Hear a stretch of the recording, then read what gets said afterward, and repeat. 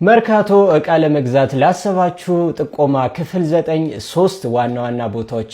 ሶስተኛ የተለያዩ የልብስ ስፌት ማሽኖች የምታገኙበት ቦታ እንግዲህ ራጉኤል ቤተክርስቲያን ፊት ለፊት አዲስ አበባ የገበያ ማዕከል የሚባል አለ።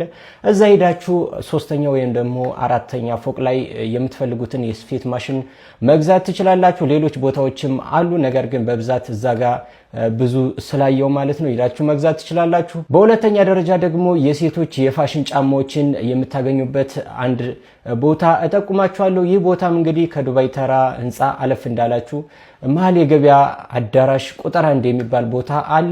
እዛ ሄዳችሁ የምትፈልጉትን የሴቶች ጫማ መግዛት ትችላላችሁ ማለት ነው። ቪዲዮውን ከወደዳችሁትና እንደዚህ አይነት ቪዲዮዎች የምትፈልጉ ከሆነ ፎሎ በማድረግ ቤተሰብ መሆናችሁን አትርሱ።